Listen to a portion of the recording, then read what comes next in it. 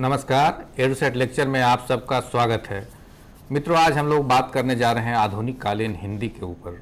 और आधुनिक कालीन अगर हिंदी की बात करें तो इसकी शुरुआत 1857 से माना जाता है, भारतेंदु युग के से शुरुआत माना जाता है। और अगर उस समय की महत्वपूर्ण घटना देखें तो 1857 की क्रांति एक महत्वपूर्ण घटना थी। तो आज उसी विषय को लेकर हिंदी उपन्यास में 1857 की क्रांति का चित्रण किस प्रकार किया गया है उस पर हम लोग बातचीत करेंगे, समझने की कोशिश करेंगे।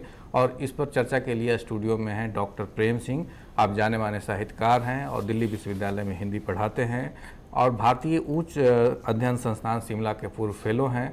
और इनकी कई रचनाएं हैं जिसमें महत्वपूर्ण हैं क्रांति का विचार, और हिंदी उपन्यास एक अपने तरह का अलग सा पुस्तक है जो बताता है क्रांति का विचार कैसे पुस्तकों में और कैसे हिंदी उपन्यास में अपना स्थान बनाया।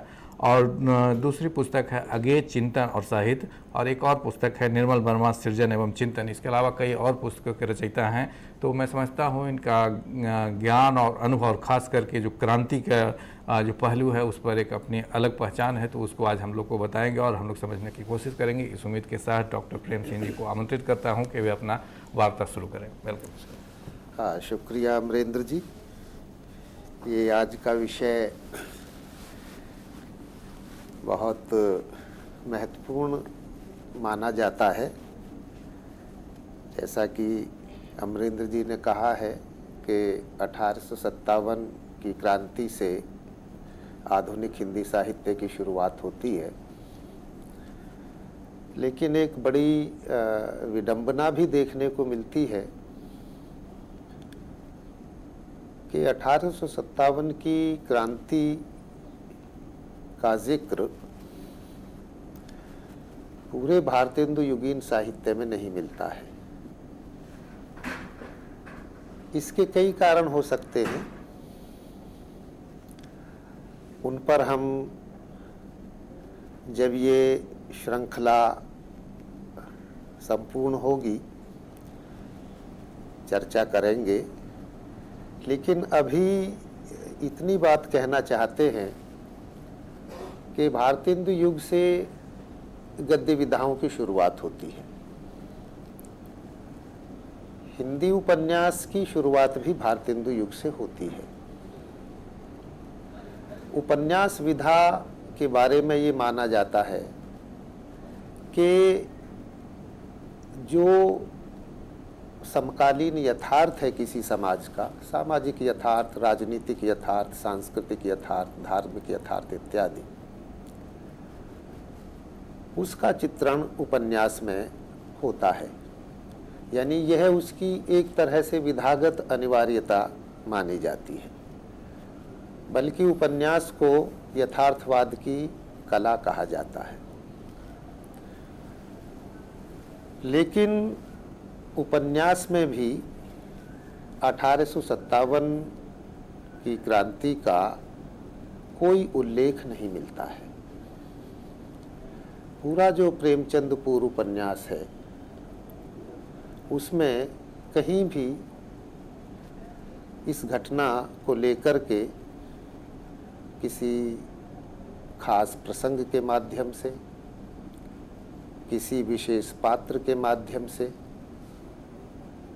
चाहे वो भारतीय पात्र रहा हो या अंग्रेज पात्र रहा हो, इस घटना का जिक्र नहीं किया गया है। हम लोग ध्यान दे सकते हैं कि हिंदी में जो उपन्यास की शुरुआत हुई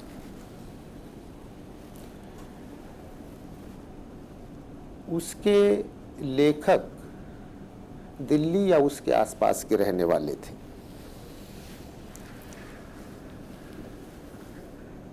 और दिल्ली और उसके आसपास का इलाका 1857 की क्रांति का केंद्र था।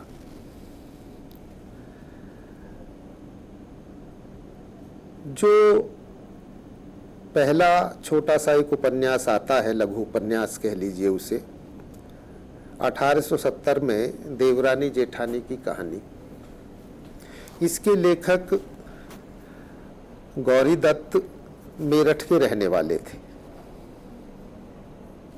फिर 1877 में भाग्यवती उपन्यास का प्रकाशन होता है।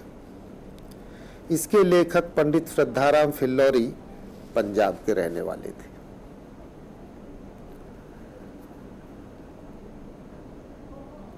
भाग्यवती का जो लोकेशन है वो बनारस है, और बनारस, लखनऊ, कानपुर, इलाहाबाद जो 1857 की क्रांति के बड़े प्रमुख केंद्र थे उसी के पास पड़ता है। लेकिन इन दोनों उपन्यासों में 1857 के बारे में कोई संकेत नहीं है। उसके बाद लाला श्रीनिवास दास का उपन्यास परीक्षा गुरु आता है 1882 में। ये पूरा, लाला श्रीनिवास दास खुद दिल्ली के रहने वाले थे और उपन्यास भी दिल्ली में ही बेस्ड है, लेकिन उसमें भी 1857 की क्रांति का कोई भी उल्लेख या प्रभाव, जैसे परोक्ष रूप से हम कोई प्रभाव देख सकते हैं किसी रचना में, किसी घटना विशेष का, वो देखने को नहीं मिलता है। अब इसके बरक्स अगर हम उस दौरान इंग्लैंड में लिखे गए उपन्यासों की तरफ नज़र डालें तो ये बड़ी चौंकाने वाली बात है कि 1857 की क्रांति को लेकर के वहाँ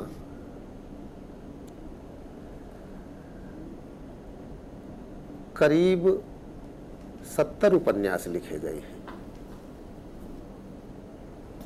और पहला उपन्यास 1859 में ही, तब तक 1857 की क्रांति का पूरी तरह दमन भी नहीं हो पाया था। तात्या टोपे अभी पकड़े नहीं गए थे, और एक उपन्यास वाइफ एंड द वार्ड और ए लाइफ्स एरर, ये एडवर्ड मनी का उपन्यास था जो वहाँ प्रकाशित हो गया। बल्कि इसके भी पहले 1858 में ही एक और उपन्यास, छोटा सा बहुत, जिसे लघु उपन्यास कहेंगे, the perils of certain English prisoners, ये एक पत्रिका वहाँ निकलती थी क्रिसमस पे। तो उसके 1858 में नहीं, 1857 में ही, तो जो 1857 का हाउस होल्ड वर्ड्स एक पत्रिका निकलती थी, तो उसके क्रिसमस अंक में एक छोटा सा उपन्यास प्रकाशित हो गया था। हम देखते हैं कि 1900 तक 30 उपन्यास 1857 की घटना पर लिखे गए हैं वहाँ, और करीब 40 उपन्यास उसके बाद लिखे गए हैं। इन 40 में 35 उपन्यास 1947 तक हैं, और 5 उपन्यास 1947 के बाद हैं।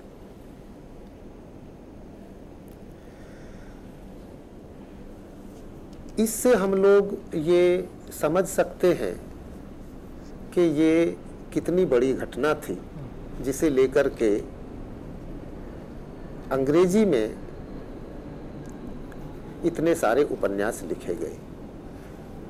ये उपन्यास ज़्यादातर उन लोगों ने लिखे हैं जो उस दौरान यहाँ थे, प्रशासक के रूप में या किसी और कैपेसिटी में, और वहाँ पहुँचे और लिखा, और जो यहाँ नहीं भी आए थे उन्होंने भी अपनी कल्पना से ये उपन्यास लिखे हैं। अब इन उपन्यासों पे हमारा यहाँ चर्चा का आज काम नहीं है। जिन लोगों की रुचि हो वे 2 किताबें हैं इस पर, वो देख सकते हैं। एक तो हमारे DU के ही प्रोफेसर हैं गौतम चक्रवर्ती साहब, उन्होंने एक किताब लिखी है, the Indian mutiny and the British imagination. ये किताब कैम्ब्रिज यूनिवर्सिटी प्रेस से प्रकाशित हुई है 2006 में। और एक इसके पहले की किताब है novel on the Indian mutiny. ये प्रोफेसर शैलेंद्रधारी सिंह थे, पटना यूनिवर्सिटी में अंग्रेजी के प्रोफेसर थे, तो ये उनका पीएचडी का थीसिस है और ये 1973 में प्रकाशित हुई थी। और भी कई काम आजकल इन सारे उपन्यासों पर हो रहे हैं। मैंने ये जिक्र इसलिए किया है कि 1857 की क्रांति में दो पक्ष थे, एक भारत था और एक जिसकी यहाँ उपनिवेशवादी सत्ता थी, ब्रिटेन, वह पक्ष था। ब्रिटेन में घटना के समानांतर ही उपन्यास में उसका चित्रण होना शुरू हो जाता है और भारत में इसका आधुनिक साहित्य में कोई जिक्र नहीं होता है।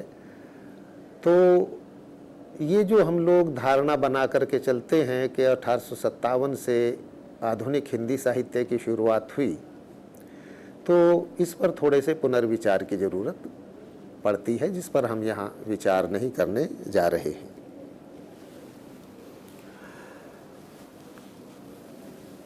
दूसरी बात, 1857 की क्रांति के बारे में हम लोग ये समझ लें हिंदी उपन्यास पर आने से पहले कि जो लोक साहित्य है उसमें 1857 की क्रांति, उससे जुड़े हुए जो लोग थे,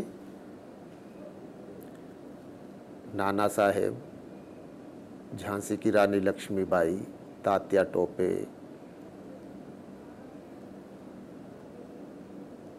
कुंवर वीर सिंह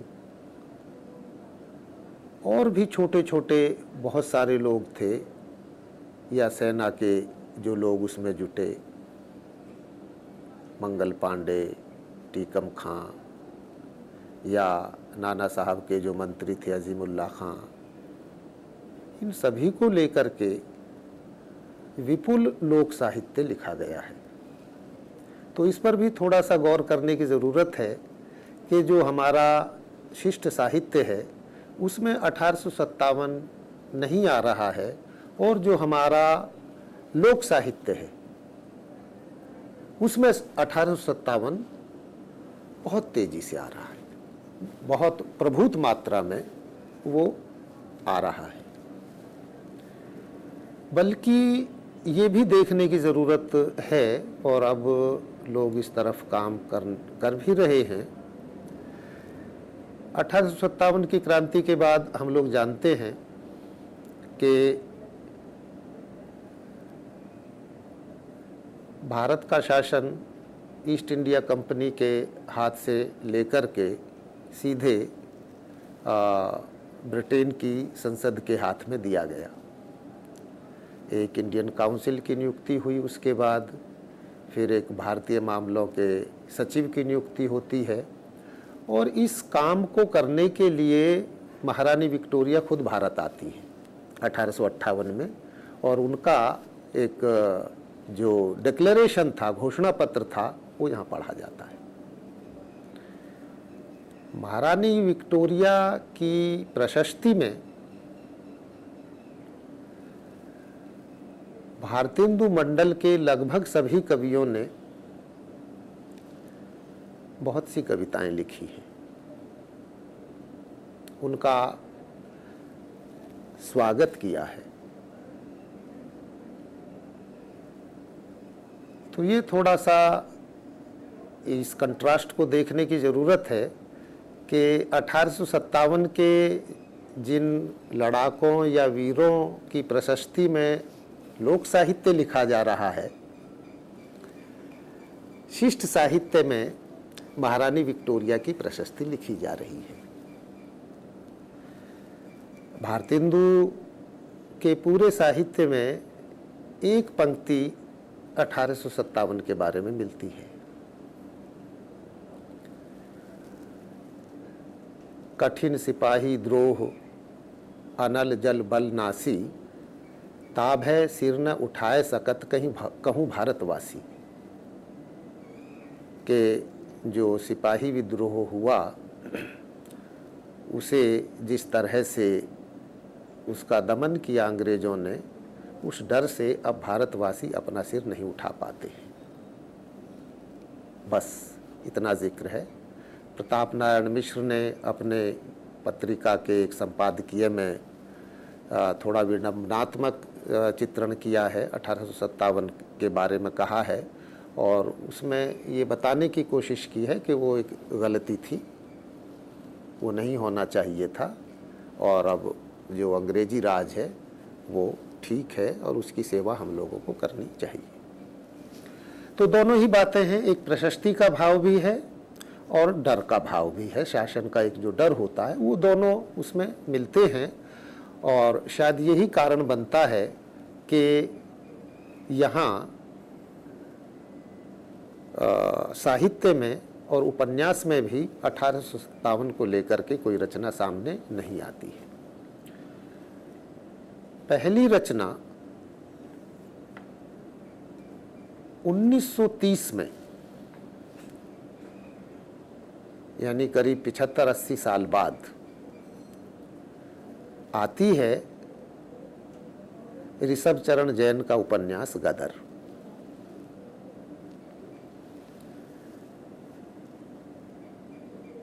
और इस पर हम यहाँ आज विस्तार से चर्चा करेंगे इस उपन्यास के ऊपर। इस उपन्यास को आते ही जब्त कर लिया जाता है। तो देख सकते हैं हम कि अंग्रेज़ों का ये बहुत कड़ा निर्देश रहा होगा कि अन्य विषयों को लेकर के भले ही साहित्य लिखा जाए, जैसा कि भारतेंदु युग में बहुत सारे विषय साहित्य में आते हैं जो पहले रीति काल में नहीं आते थे। विषयों की बड़ी व्यापकता हो जाती है, फिर द्विवेदी युग में और ज़्यादा व्यापक होता है, छायावाद युग में हम लोग आ जाते हैं, बाकी सारे विषय आते रहते हैं, लेकिन 1857 कहीं नहीं आता है। और पहला उपन्यास 1930 में लिखा जाता है तो तब भी उसे तुरंत जब्त कर लिया जाता है। तो इसका मतलब ये है कि ब्रिटिश ये चाहते थे कि 1857 की स्मृति या 1857 की प्रेरणा भारतीय साहित्य में ना आए,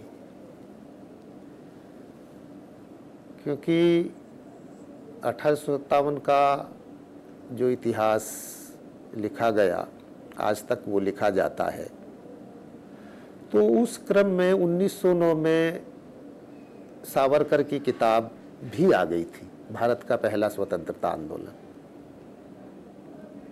और जिसमें उन्होंने ये बताने की कोशिश की थी कि 1857 का इतिहास जिस तरह से लिखा जाता है कि वह बगावत थी, गदर था, सिपाहियों तक सीमित था, ऐसी बात नहीं थी, या वह पिछड़ी सामंती शक्तियों का आगे बढ़ी हुई जो अंग्रेजी शक्ति थी उसके खिलाफ विद्रोह था, तो उसे हारना ही था। तो इस तरह की जो स्थापनाएं 1857 की हिस्टोरियोग्राफी में की जा रही थी, उनका जवाब सावरकर की किताब में ये दिया गया कि वो एक भारत का पहला स्वतंत्रता संग्राम था।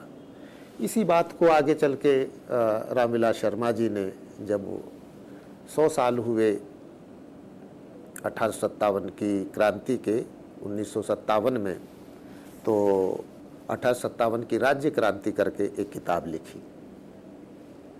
उसी साल सरकार ने, भारत सरकार ने एस.एन. सेन से भी एक इतिहास 1857 का लिखवाया, जो 1857 नाम से ही प्रकाशन विभाग से छपा हुआ है। उसकी भूमिका उस समय के जो शिक्षा मंत्री थे मौलाना अबुल कलाम आज़ाद, उन्होंने उसकी भूमिका लिखी है। तो 1909 में किताब आ जाने के बाद भी और उपन्यास काफ़ी परिपक्व हो जाने के बाद भी 1857 का जिक्र उसमें नहीं आता है और 1930 में गदर नाम से ये उपन्यास प्रकाशित होता है। तो इसका जो शीर्षक है इसके ऊपर ध्यान देने की ज़रूरत है।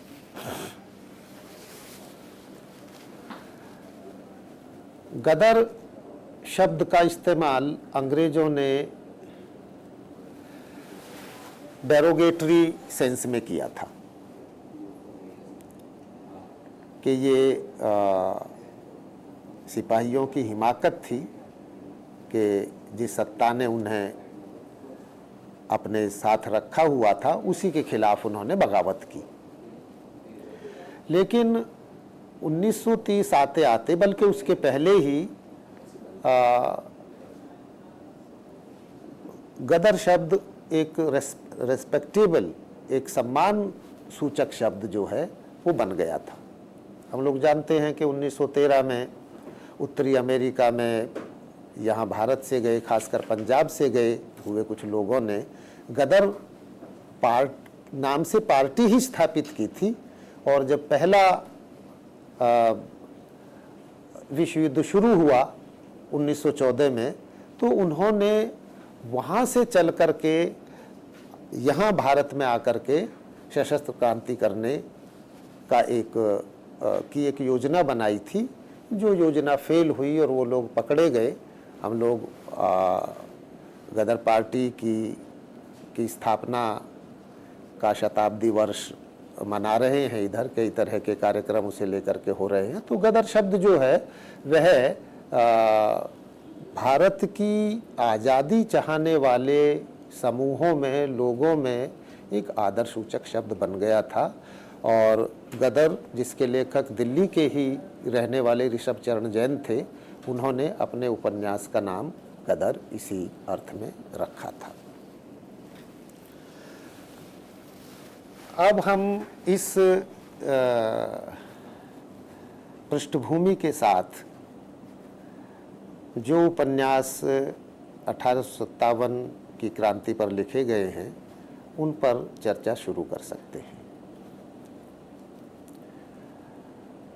गदर बहुत छोटा सा उपन्यास है, जो करीब 80 पेज का ये उपन्यास है, छोटे साइज में छपा है। और लेखक ने इसे 10 खंडों में विभाजित किया है और उसके साथ एक उपसंहार उसका लिखा है।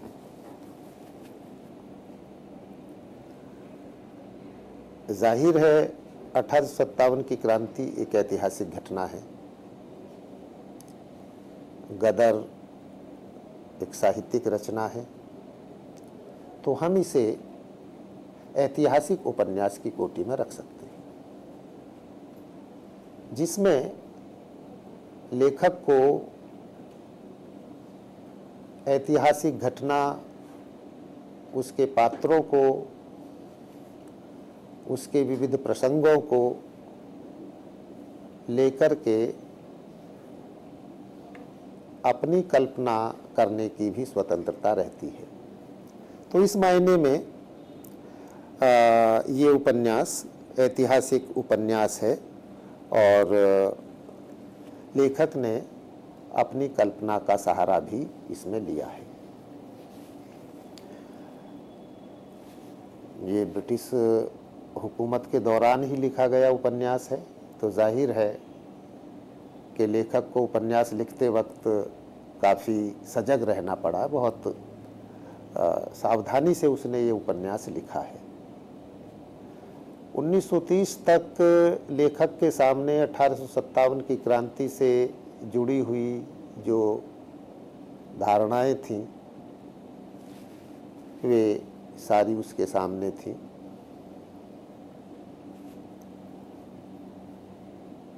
जो घटनाएं हुई थीं वो भी उसके सामने थीं। और सबसे बड़ी बात ये है कि उसके बाद 1857 की क्रांति के बाद जो भारतीय स्वतंत्रता आंदोलन शुरू हुआ, जिसमें 1885 में कांग्रेस की स्थापना और उसके तत्वावधान में जो आंदोलन हुआ, और 18वीं शती का अंत होते होते चाफेकर बंधुओं ने जो अंग्रेज अधिकारियों की हत्या की, वहाँ से भूमिगत क्रांतिकारी आंदोलन भी शुरू हो गया था। तो ये दोनों आंदोलन भी लेखक देख चुका था, तो इनकी भी छाया इस उपन्यास पर देखी जा सकती है।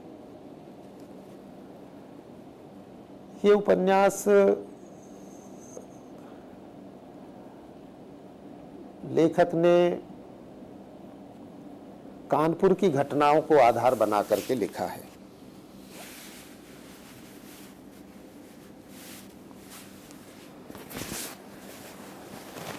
कानपुर के पास बिठूर में नाना साहब रहते थे, जिन्हें 1857 की क्रांति का एक बड़ा नायक माना जाता है।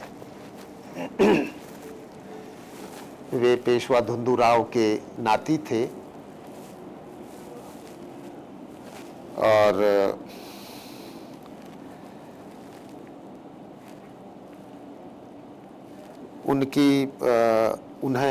उन्होंने अपने दत्तक पुत्र के रूप में गोद ले लिया था। तो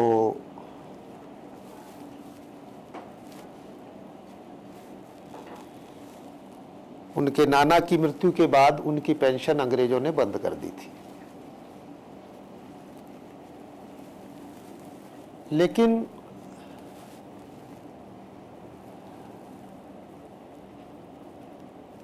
इसके बावजूद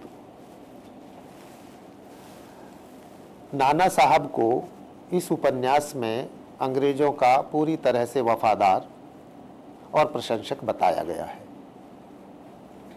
पहले हम इसकी थोड़े से कथानक पर बात कर लें, उसके बाद फिर उपन्यास पर थोड़ी और चर्चा आगे करेंगे।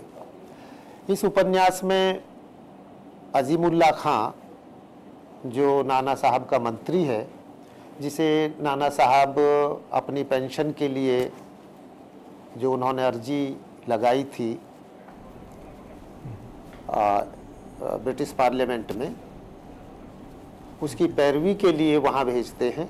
तो एक तरह से हम देखते हैं कि गद्दर के बाद ही 1857 की क्रांति को लेकर उपन्यास लिखी जानी शुरू हुई। उसके पहले लोक साहित्य में काफ़ी रचनाएं मिलती हैं, और उपन्यास की जहाँ तक बात करें तो ऑलमोस्ट भारतीय उपन्यास में नगण्य है। जबकि आपने बताया कि 1930 तक 1947 तक 70 उपन्यास लिखे जा चुके थे ब्रिटेन में। जी जी जी। तो गद्दर एक शुरुआती पॉइंट अगर माने, या सावरकर की रचना जो 1909 में आती है उसको, हाँ वो तो इतिहास की रचना है। हाँ, लेकिन उपन्यास की रचना गद्दर। हाँ, पहला उपन्यास गद्दर ही आता है इसके बाद। तो ये लेकिन एक और इसमें मैं ये कहना चाहता हूँ, इस गदर की कहानी, गदर उपन्यास की कहानी इस तरह से है कि नाना साहब के यहाँ अंग्रेजों की बहुत ज़्यादा आवभगत होती है। वे इस बात में बहुत गौरव महसूस करते हैं कि अंग्रेज उनके यहाँ आते हैं, ठहरते हैं, नाना साहब उन्हें कीमती तोहफे देते हैं, उन्हें दावतें देते हैं।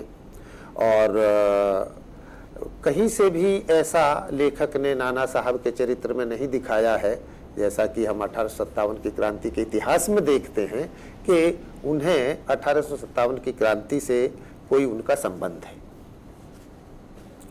होता ये है कि इस उपन्यास में अजीमुल्ला खां को पूरी क्रांति का सूत्रधार बताया गया है, और अजीमुल्ला खां जो है वो कोशिश करके उसकी कोशिश ये है कि वह किसी तरह से नाना साहब को तैयार करे, और जब अंग्रेज़ों के खिलाफ क्रांति सफल हो जाएगी तो उन्हें कानपुर का शासक घोषित करे।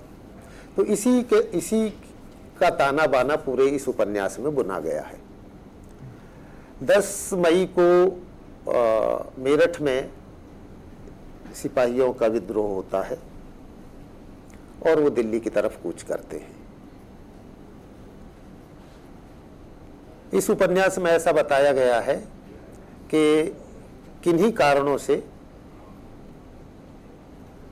वो कारण भी इसमें बताया गया है कि अंग्रेजों को शक हो गया था और उन्होंने सिपाहियों के हथियार रखवाना शुरू कर दिए थे, तो उन्होंने एक दिन पहले ही विद्रोह कर दिया और उससे जो अजीमुल्ला खां की योजना थी वह गड़बड़ा गई और सिपाही जो है विद्रोह करके वो दिल्ली की तरफ कूच कर जाते हैं। ये खबर जब कानपुर पहुंचती है तो नाना साहब इस घटना के बारे में बहुत ही भर्त्सना के स्वर में ये कहते हैं कि ये जो टुकड़खोर सिपाही हैं भला ये क्या विद्रोह करेंगे, ये सब अफवाह है, ऐसा कुछ नहीं हुआ है। और इतने दिनों बाद मुसलमानों के अत्याचार से हम लोगों को मुक्ति मिली है और अंग्रेज जैसा दानिशमंद शासक हम लोगों को प्राप्त हुआ है, तो इस तरह से वो रिएक्ट करते हैं। उपन्यास की मैं बात बता रहा हूँ। हाँ, तो अजीमुल्ला खां जो सूत्रधार है सारी चीज़ों का, तो वो उसे थोड़ा बुरा भी लगता है, लेकिन वह एक दूसरी तरह से कोशिश करता है कि नाना साहब को अंग्रेज़ों के साथ के खिलाफ खड़ा किया जाए किसी तरह से। और उसके लिए लेखक ने इस उपन्यास में एक काल्पनिक प्रेम कथा गढ़ी है। नाना साहब की पुत्री मैना के बारे में इतिहास में उल्लेख मिलता है। जब नाना साहब हैवलॉक से लड़ाई हार जाते हैं और बिठूर छोड़ करके चले जाते हैं, तो नैना उस महल में अकेली रह जाती है। इसके बारे में कई सारे कयास हैं इतिहास में।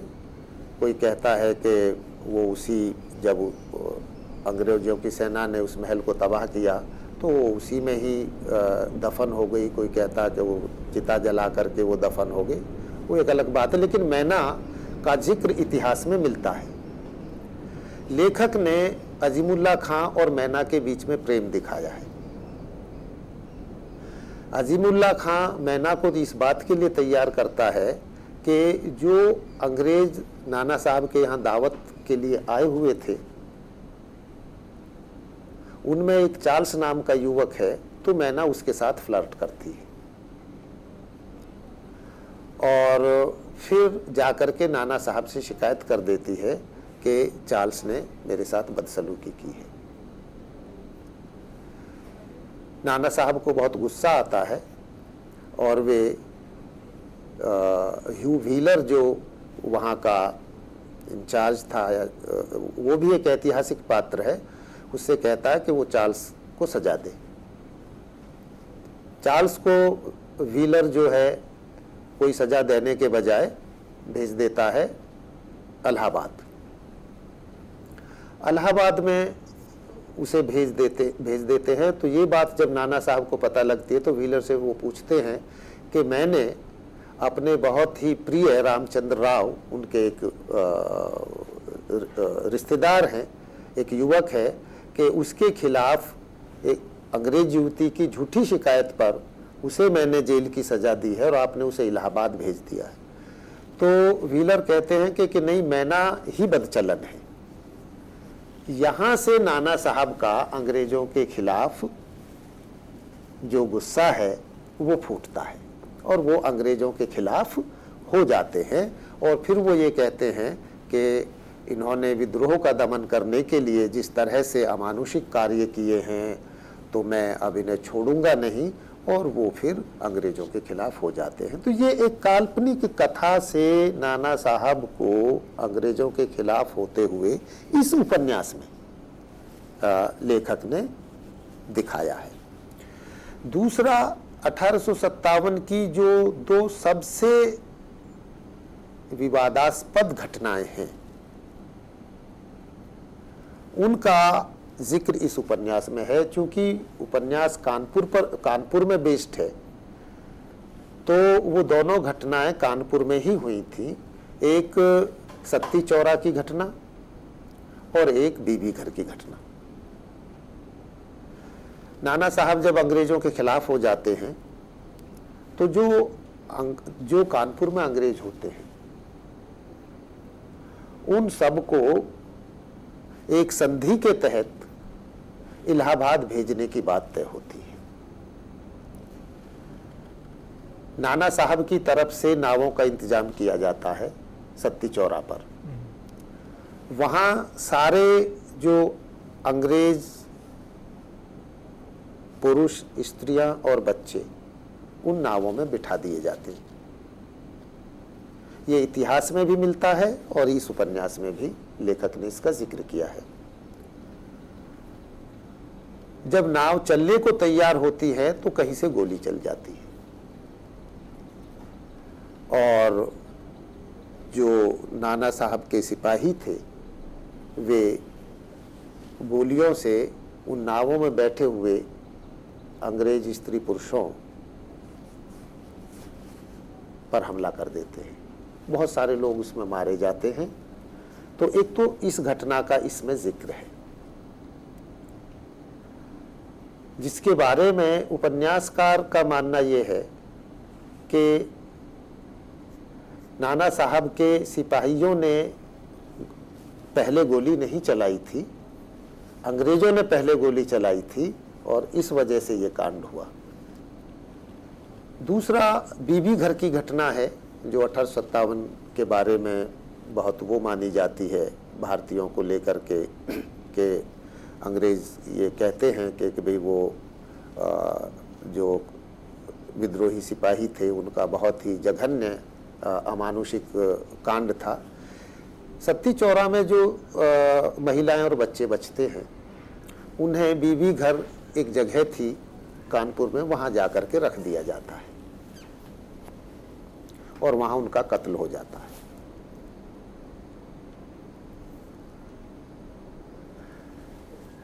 इतिहासकारों में इस घटना को लेकर के बहुत विवाद है, लेकिन इस उपन्यास में इस घटना को इस तरह से लेखक ने चित्रित किया है कि अजीमुल्लाह खां नैना के प्रेम में जो उसकी क्रांति में विद्रोह में भूमिका है उससे हटने लगता है। तो मैना को ये बहुत नागवार गुजरता है और वो उसे कहती है कि तुम अपने पथ से भटक रहे हो।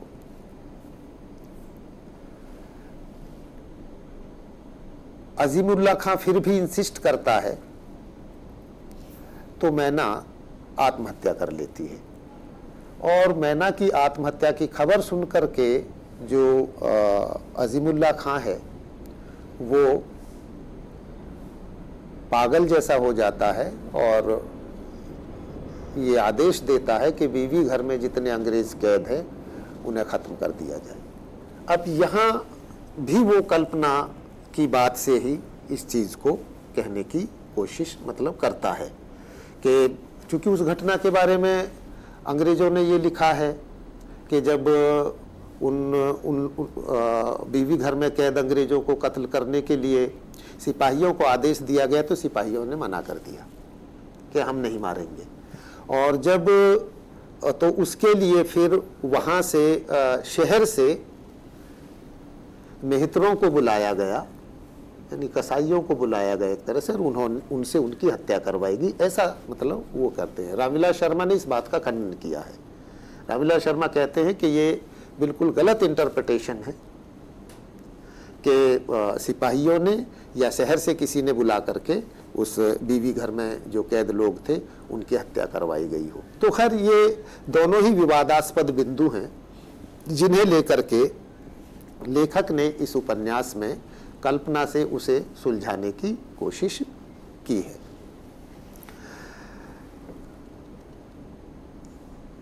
ये उपन्यास हालांकि 1857 की क्रांति पर पहला उपन्यास है, लेकिन हमें यह भी देखना होगा कि ये करीब 70 साल बाद आया है। जो 1857 की घटना से जुड़ी हुई बातें थी उन पर बहुत बहस तब तक हो चुकी थी, बहुत सारे मतांतर सामने आ चुके थे और उन्हीं में से लेखक को अपने कथानक का ताना बाना बुनना था। और उसने ये दिखाने की कोशिश करी है इस उपन्यास में कि जो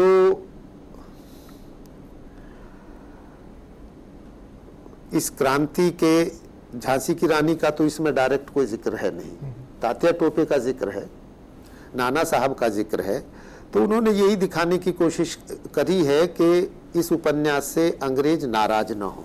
हालांकि उसके बावजूद उसे जब्त कर लिया गया।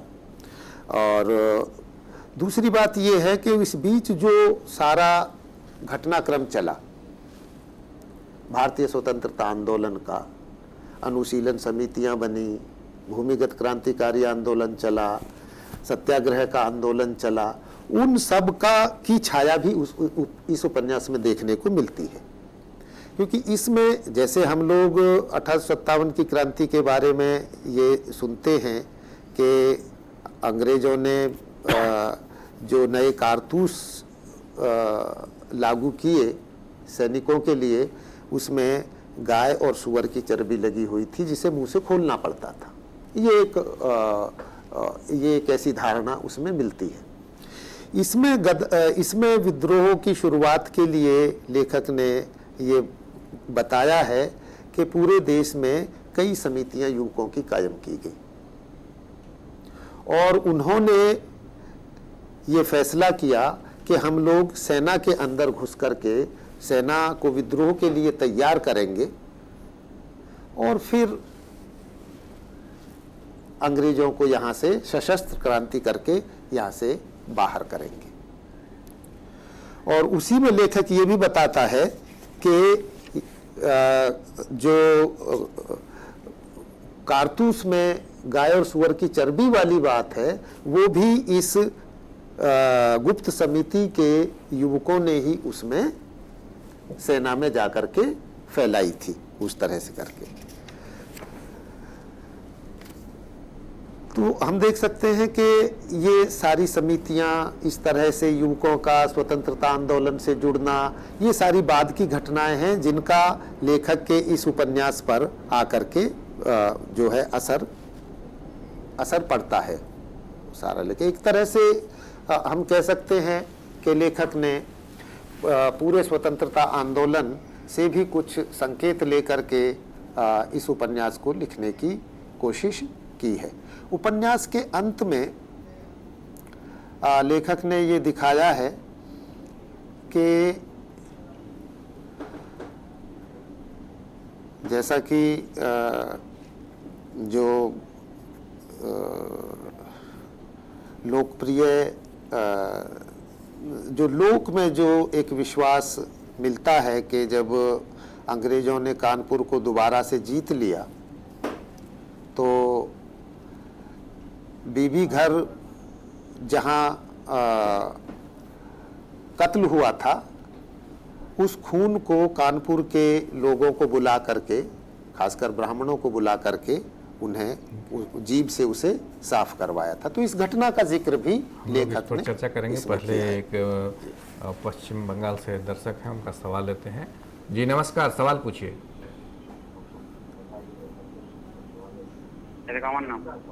जी सवाल पूछिए। नमस्कार सर। हाँ नमस्कार, सवाल पूछिए। मेरा नाम पलाश घोष है।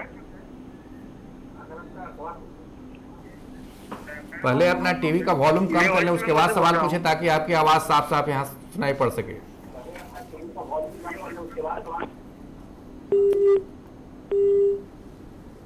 ओके, डिस्कनेक्ट हो गया जी सर। जी तो लेखक ने इस उपन्यास के अंत में ये अपनी तरफ से लिखा है कि इस तरह की जो घटनाएं विद्रोह के दमन के बाद हुई, जो अत्याचार हुए, उन्हें लिख करके मैं अपनी कलम को कलंकित नहीं करना चाहता हूं। और कुछ साक्ष्य उन्होंने अंग्रेजों के लेखन से भी दिए हैं कि उन्होंने उसके दमन के बाद जो वो किया, लोगों के साथ जो सलूक किया, अमानुषिक सलूक किया, वो है। तो लेकिन एक संकेत इससे यही निकल रहा है कि जो भारतीयों का विद्रोह था वो अपनी स्वतंत्रता के लिए था, लेकिन जब विद्रोह का दमन हुआ और अंग्रेजों ने जब बदले की कार्रवाई की तो वो एक तरह से नस्लवादी ढंग की कार्रवाई थी। इस तरह का इसमें ये है और लेखक इस बात को बहुत डाउन प्ले करना चाहता है। ओके, दर्शक हम का सवाल लेते हैं। जी नमस्कार, सवाल पूछिए। हेलो हेलो जी सवाल पूछिए। तो मैं वेस्ट बंगाल से बोल रहा हूँ। हाँ, सवाल पूछिए। हाँ, भगत सिंह का लेखा हिंदी में क्या है? भगत सिंह का हाँ, उस टाइम का जो कम्युनिस्ट मूवमेंट था भारत में, उसके मैंने जानना चाहता हूँ। आज का विषय जो है भगत सिंह पर वो कभी और चर्चा ऑर्गेनाइज करेंगे। तब हम लोग 1857 के बारे में बात कर रहे हैं और अगला जो हम एक लेक्चर बनाएंगे कि भगत सिंह और उनके विचारों का साहित्य में कैसे प्रतिफलन हुआ है, तो उस पर हम लोग चर्चा करेंगे। आज ये विषयांतर होगा। आज विषयांतर होगा और इसलिए अगर 1857 की क्रांति से लेकर उसे किस तरह से साहित्य में निरूपित किया गया है, इससे संबंधित अगर कोई प्रश्न है तो निश्चित तौर पे आपका स्वागत है, आप पूछिए, हम लोग जवाब देंगे। हाँ, तो इस उपन्यास में बाद में ये दिखाया गया है, क्योंकि अभी तक ये नहीं तय हुआ है कि नाना साहब वहीं, मतलब नाना साहब का बाद में क्या हुआ। इस उपन्यास में दिखाया गया है कि नाना साहब अपने परिवार के साथ नाव में बैठ करके चले गए और कोई कहता वो नाव उसमें डूब गई थी या जो भी हुआ था। इस उपन्यास को लिखने के पीछे लेखक का जो उद्देश्य लगता है वह यह है कि 1857 की क्रांति की घटना को लेकर के साहित्य लिखा जाना चाहिए और वह साहित्य तटस्थ दृष्टि से लिखा जाना चाहिए, जिसमें भारतीयों और अंग्रेजों के बीच में जो बैठी हुई घृणा है वो कम से कम हो। अब ये बड़े आश्चर्य की बात, संयोग की ही बात है कि जब 1957 में एसएन सेन से 1857 का इतिहास लिखने के लिए कहा गया और उसकी भूमिका मौलाना अब्दुल कलाम आज़ाद ने लिखी, तो उसमें भी उन्होंने यही लिखा है कि अब हमें 1857 को इस तरह से देखना चाहिए कि दोनों तरफ इसे लेकर के जो घृणा का माहौल है वो कम हो। क्योंकि हम कभी अगर चर्चा कर पाएंगे या यहाँ अंग्रेजी के कोई विद्वान आए तो ब्रिटेन में जो उपन्यास लिखे गए हैं 1857 को लेकर के, उनकी विषय वस्तु भारत में लिखे गए उपन्यासों से बिल्कुल अलग है। जो भारतीय उपन्यासों में, वेस्ट बंगाल से एक और दर्शक है। जी नमस्कार, सवाल पूछिए। हेलो जी सवाल पूछिए। हेलो, जो हम लोग और देश में जो 1857 से क्रांति आई थी, उसका व्यर्थ क्यों हो गया हम लोग? तो उसके बाद इतना साल, 150 साल बाद हमारा देश का ऐसा सिचुएशन क्यों है? इतना क्रांति आई थी लेकिन टीवी इतना बड़ा क्रांति आया था, लेकिन हमारा देश इतना पीछा क्यों हो गया 150 साल के बाद? हाँ, उसी को लेकर तो हम लोग चर्चा कर रहे हैं। इतनी बड़ी क्रांति थी, फिर भी उसकी उस तरह से नहीं निरूपित किया जाना या बातचीत नहीं करना। हाँ, हम लोग पीछे क्यों हो गए? जी नहीं, ये जो श्रृंखला है ये 3 लेक्चर्स की होगी और अंतिम लेक्चर में हम इस विषय को लेंगे कि इतनी बड़ी घटना को लेकर के आखिर हमारी जो रचनाशीलता है, साहित्यिक, कलात्मक या राजनीतिक भी, वह क्यों उतनी अधिक नहीं हुई या अधिक जितना नहीं होना हुई चाहिए था। जितना उसे होना चाहिए था। तो ये बहुत वाजिब सवाल है और इस पर हम लोग अंतिम दिन अच्छी तरह से विचार करेंगे और इस पे जो विद्वानों के मत है वो भी सामने रखेंगे। ये देखें, क्योंकि हमें ये देख लेना चाहिए कि 1930 में प्रकाशित गदर के बाद भी बहुत ज़्यादा उपन्यास नहीं लिखे गए हैं। मुश्किल से 7-8 उपन्यासों की हम लोग यहाँ चर्चा कर पाएंगे, उतने ही उपन्यास लिखे गए हैं। जबकि जैसा कि मैंने बताया कि 5 उपन्यास तो 1947 के बाद ब्रिटेन में ही लिखे गए हैं और कुल मिलाकर के 70 उपन्यास लिखे गए हैं और उसके हिसाब से हमारे यहाँ बहुत कम 7-8 उपन्यास ही इसे लेकर के लिखे गए हैं। तो ये क्यों ऐसा है, इस पर हम लोग बाद में चर्चा करेंगे। अभी बस मैं समेटते हुए थोड़ा ये बता दूं कि ये जो पहला उपन्यास प्रकाशित हुआ, इसका बहुत स्वागत हिंदी साहित्य में नहीं हुआ। रामविलास शर्मा जी ने, जिन्होंने जो साहित्य के आलोचक भी हैं और जिन्होंने 1857 की राज्य क्रांति पर पूरी पुस्तक लिखी है, उन्होंने भी इस उपन्यास का उल्लेख नहीं किया है। दूसरे जो P.J.O. टेलर की एक किताब है what really happened during mutiny, तो उसके अंत में एक सूची दी गई है जिसमें 1857 की क्रांति पर हिंदी, बंगला, उर्दू, मराठी आदि जो भारतीय भाषाएं हैं उन पर जो उपन्यास, उनमें उनके जो उपन्यास लिखे गए हैं उनमें भी गदर का जिक्र नहीं है। तो ये एक ऐसी बात है। और यहाँ तक कि जब वृंदावन लाल वर्मा जी ने 1946 में झांसी की रानी लक्ष्मीबाई लिखा, उसकी भूमिका लिखी है उन्होंने और हम कल उसके बारे में जिक्र करेंगे, तो उन्होंने भी इस उपन्यास का हवाला नहीं दिया है। जो हिंदी उपन्यास के विकास की परंपरा हम लोग देखते हैं उसमें भी एक महत्वपूर्ण उपन्यास के रूप में इसका जिक्र नहीं होता है, बल्कि जो भगवान दास माहौर की किताब है हिंदी साहित्य पर 1857 की क्रांति का प्रभाव, उसमें पहली बार इस उपन्यास के महत्व को थोड़ा बहुत रेखांकित करने की कोशिश की है। तो ऐसा क्यों है, ये बहुत क्रूशियल प्रश्न है और इस पर हम लोग जब आखिरी दिन चर्चा करेंगे तो इस सवाल को हम लोग उस समय लेंगे। जी। तो जो 3 पुस्तकें हम लोग जिस पर चर्चा की, खास करके गद्दर, फिर रामविलास शर्मा जी के द्वारा लिखी गई, एक जो एस.एन. सेन के द्वारा सरकार के द्वारा लिखाई गई पुस्तक है। तो जो सरकार का जो मत है या जो उस समय जो शिक्षा मंत्री थे उन्होंने के बारे में आपने बताया कि एक घृणा का वातावरण कम हो या तटस्थ रूप में उसमें भी देखने का नज़रिया है, या जो प्रेजेंट किया गया है फैक्ट्स वो वेरीफाइड, और मतलब किस तरह से उस प्रेजेंट को फैक्ट किया गया है। प्रेजेंट केवल फैक्ट्स को किया गया, इंटरप्रिटेशन भी उसमें है।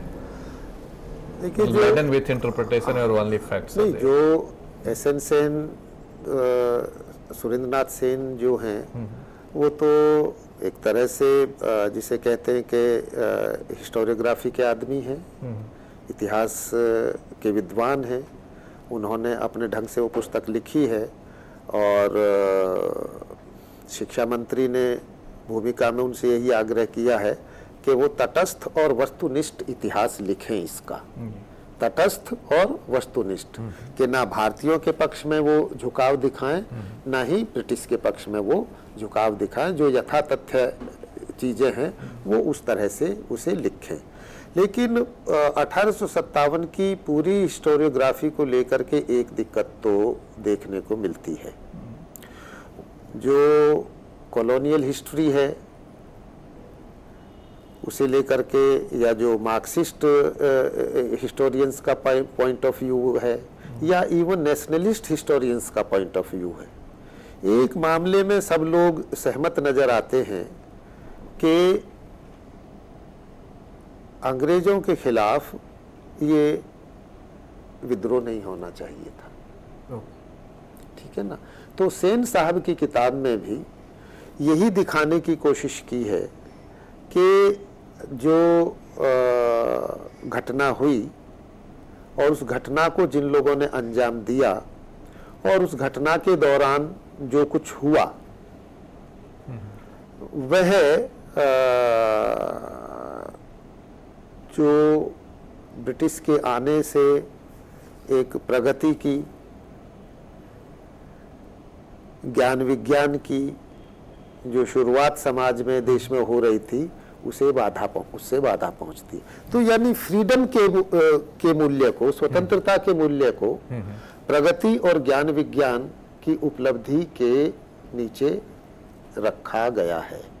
और यही सोच आज तक 1857 को लेकर के हमारे विद्वानों और लेखकों में काम करती है। महाराष्ट्र से दर्शक हैं, उनका सवाल लेते हैं।